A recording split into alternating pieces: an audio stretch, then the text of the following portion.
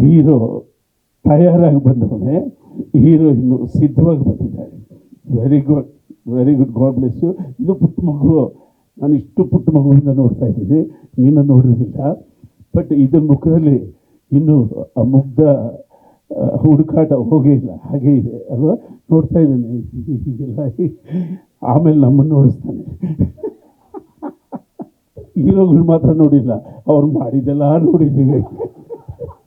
ಅಭಿವ್ಯಕ್ತಿ ಸ್ವಾತಂತ್ರ್ಯ, right for speech, ನಮ್ಮ ಸಂವಿಧಾನ ನಮಗೆ ಕೊಟ್ಟಿರ್ತಕ್ಕಂಥ ಅತಿ ದೊಡ್ಡ ವರ ಮತ್ತು ಶಕ್ತಿ.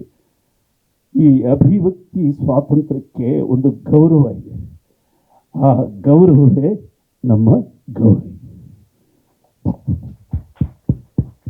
ಅಭಿವ್ಯಕ್ತಿ ಸ್ವಾತಂತ್ರ್ಯಕ್ಕೊಂದು ಗೌರವ ಇದೆ, ಆ ಗೌರವ ನಮ್ಮ ಗೌರಿ. ಅವರು ಬದುಕಿದ್ದು ಹೇಗೆ, ಏನನ್ನು ಎದುರಿಸಿದ್ರು ಅದೆಲ್ಲ ನಿಮಗೆಲ್ಲ ಗೊತ್ತಿದೆ.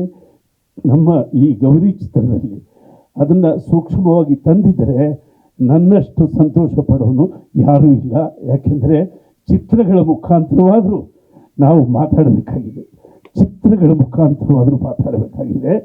ಯಾಕೆಂದರೆ ನಾವು ಭಾಳ ಅಪಾಯದ ಸ್ಥಿತಿಯಲ್ಲಿದ್ದೀವಿ ಕರ್ನಾಟಕದಲ್ಲಿ. ನಾವು ನಮ್ಮ ಭಾಷೆಯ ಮೆದುಳಿನ ಬಳ್ಳಿ ಅಂತಾರೆ, ನನ್ನ ಏನಂತಾರೆ, ಬೆನ್ನುಹುರಿ, ಸ್ಪೈನಲ್ ಕಾರ್ಡ್. ಇಡೀ ಕರ್ನಾಟಕದ ಸ್ಪೈನಲ್ ಕಾರ್ಡ್ ಎಲ್ಲಿದೆ ಅಂದರೆ ಕನ್ನಡದಲ್ಲಿದೆ.